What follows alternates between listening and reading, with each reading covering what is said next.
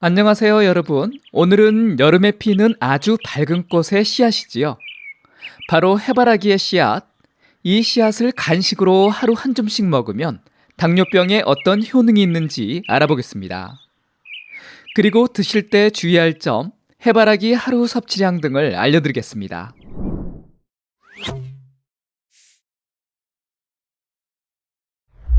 해바라기 씨앗에는 건강한 지방이 풍부하고 건강에 유익한 식물 화합물, 그리고 여러 가지 비타민과 미네랄을 포함하고 있어서 건강에 정말 좋은 씨앗입니다. 이러한 영양소는 심장 건강에도 좋고 제2형 당뇨병을 포함한 다양한 건강 문제에도 좋은 효과를 발휘합니다. 해바라기 씨앗의 영양소를 잠깐 살펴보면 28g, 약 종이컵 4분의 1 정도에는 지방이 13g, 단백질이 5g, 순수 탄수화물 4g, 섬유질 3g, 비타민 E 하루 섭취량의 36%, 비타민 B3 10%, 비타민 B6 11%, 엽산 16%, 셀레늄 32%, 망간 30%, 구리 26%등 다양하게 함유되어 있습니다.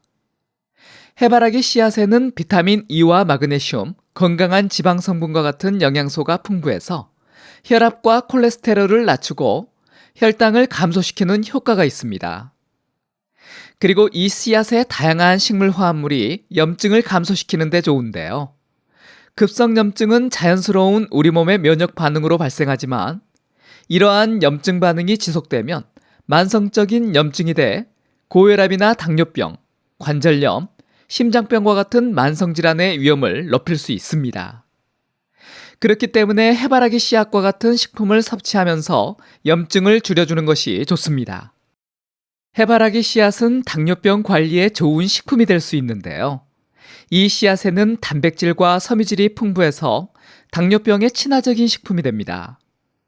전문가들은 건강한 식습관과 규칙적인 운동이 당뇨병을 건강하게 관리할 수 있다고 밝히고 있지요.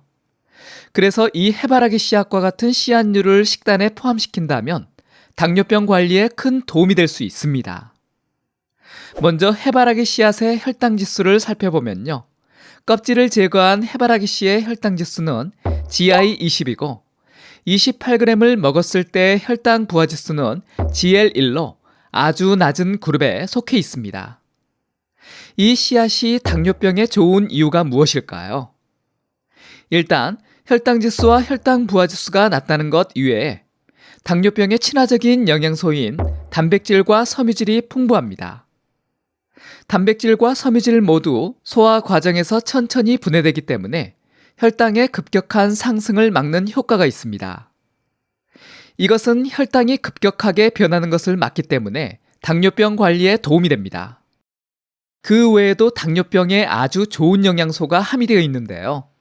일단 불포화 지방산이 풍부하고 클로로겐산, 폴리페놀 화합물이 들어있어서 항당뇨 효과를 합니다. 한 연구가 있는데요. 6개월 동안 하루에 28g의 해바라기 씨앗을 섭취하였더니 공복혈당이 10% 정도 감소하였고 염증 수치 및 혈압도 감소하였습니다. 당뇨 합병증을 줄이는 데도 좋은데요. 먼저 심장 건강에 좋은 식품이 될 수 있습니다.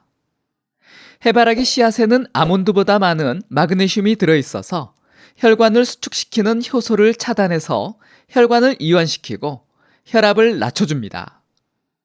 그리고 불포화 지방산인 리놀렌산이 풍부하게 함유되어 있어서 마찬가지로 혈관 이완과 혈압을 낮춥니다. 해바라기 씨앗에는 피토스테롤이라는 성분이 있는데요.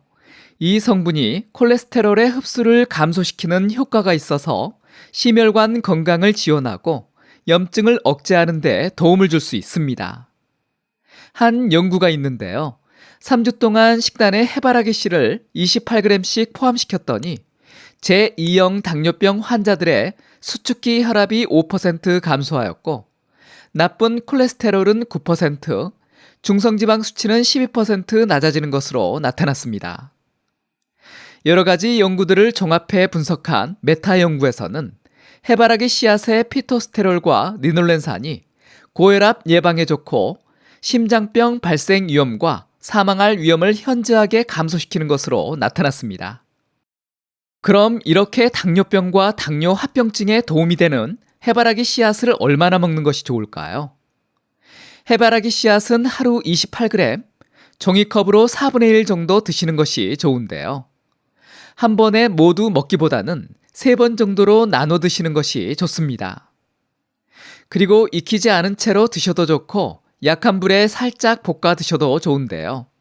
볶아 드실 때는 몽땅 볶아 보관하지 마시고 냉장고에 보관하셨다가 드실 때마다 조금씩 볶아 드시는 것이 좋습니다. 지방이 많은 씨앗이기 때문에 산패 위험이 있기 때문이지요. 이 건강한 지방으로는 오메가3 지방산도 들어있지만 대부분은 오메가6 지방산인 리놀렌산입니다.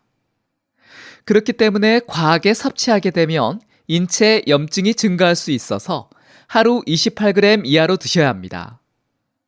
적당량의 리놀렌산은 건강에 좋은 역할을 하지만 오메가3 지방산보다 월등히 많이 섭취하게 되면 오히려 염증이 발생하기도 합니다.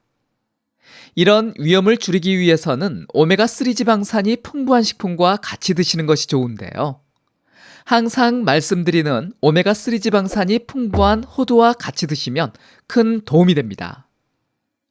호두 이외에 궁합이 좋은 식품으로는 요거트, 블루베리, 딸기, 시금치, 올리브오일, 고구마, 아보카도 등이 있으니까요.